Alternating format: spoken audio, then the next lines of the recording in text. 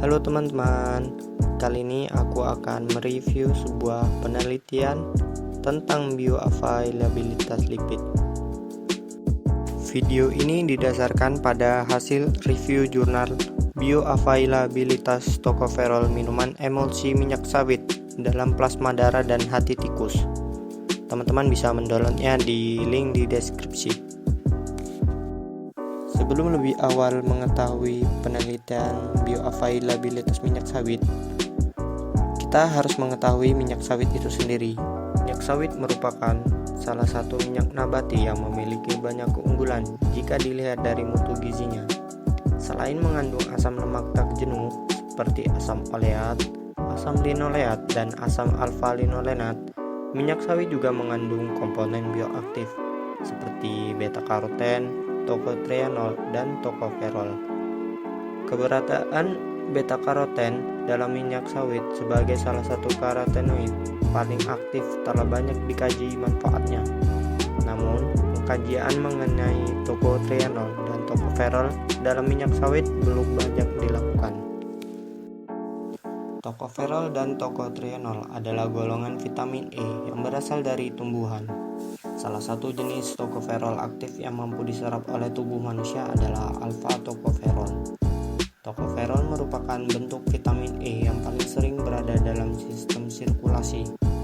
Alfa-tokoferol merupakan golongan vitamin E yang berperan dalam ekspresi gen dan homogenesis sel. Vitamin E dapat berfungsi sebagai antioksidan sehingga dapat mencegah berbagai penyakit degeneratif. Sebagai antioksidan, vitamin E berperan pada regulasi sinyal seluler, proliferasi sel, ekspresi gen, serta memicu radikal peroksil lipid dengan menyumbangkan atom hidrogen pada reaktif oksigen spesies atau ROS. Bioavailabilitas alfa-tokoferol dipengaruhi salah satunya oleh keberadaan lemak. Hal ini dikarenakan vitamin tersebut larut lemak dan membutuhkan kilomikron sebagai media transportasi dalam tubuh. Minuman emulsi minyak sawit atau MEMS sebagai salah satu produk hasil pengolahan dari minyak sawit diharapkan dapat menjadi sumber vitamin E dalam bentuk alfa-tokoferol.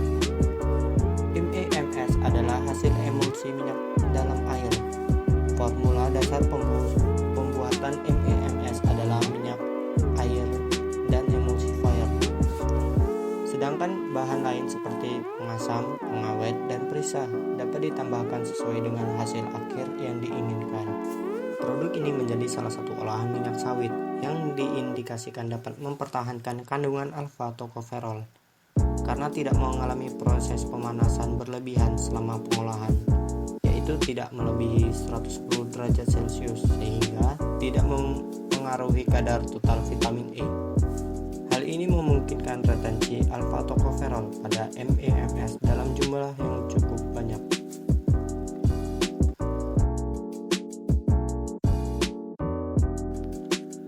Formulasi pembuatan minuman emulsi minyak sawit yaitu dengan minyak CPO atau crude palm oil diberi perlakuan pemurnian fraksinasi sehingga didapatkan fraksi cair atau olein dan fraksi padat atau stearin.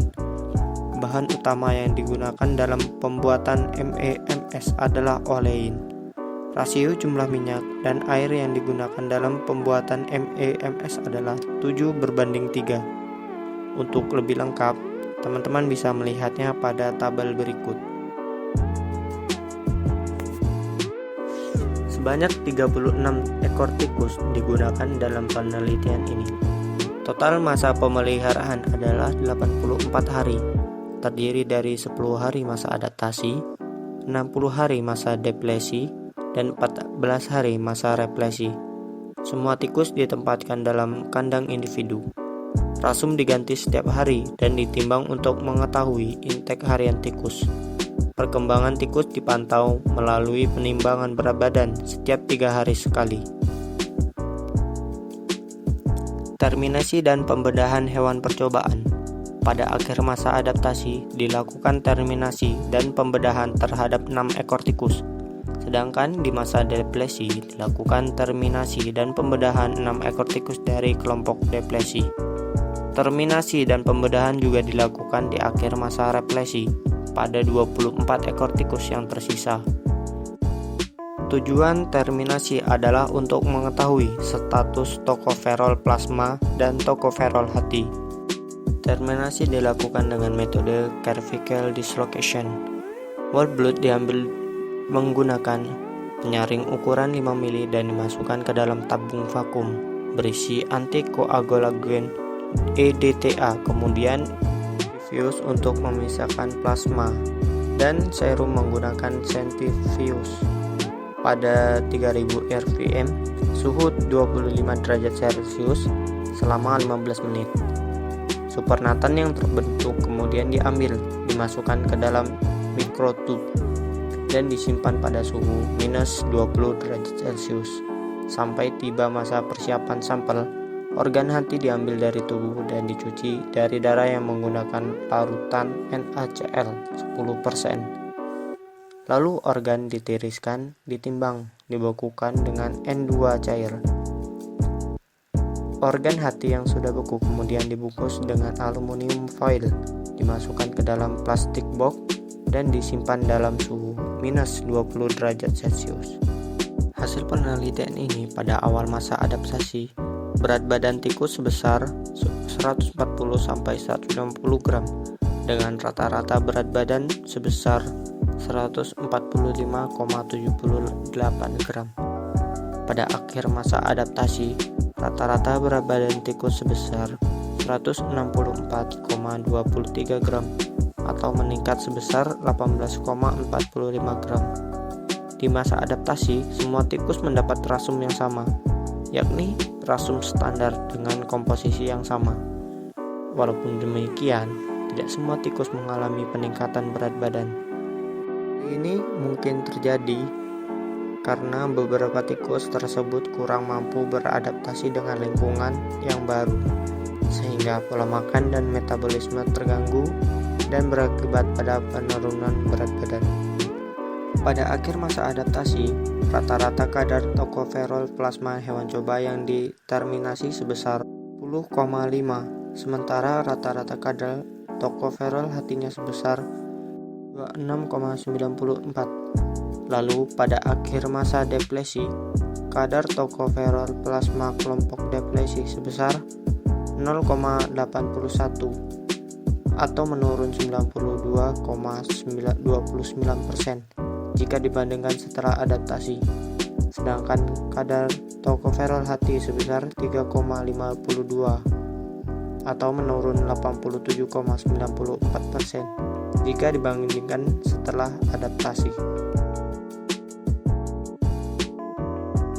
Kesimpulannya, kandungan alfa tocopherol minuman emulsi minyak sawit sebesar 192,63 mg per kilogram. Alfa tocopherol pada MEMS mampu diserap, disimpan dan digunakan dalam tubuh tikus yang sebelumnya mengalami defisiensi vitamin E, lalu mendapatkan perlakuan replesi.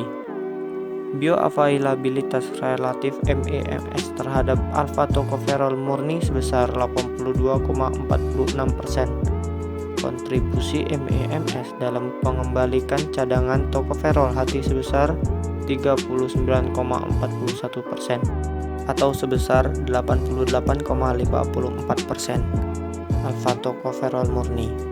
Oleh karena itu, dapat disimpulkan bahwa MEMS memiliki bioavailabilitas alfa tocopherol dan nilai gizi yang baik.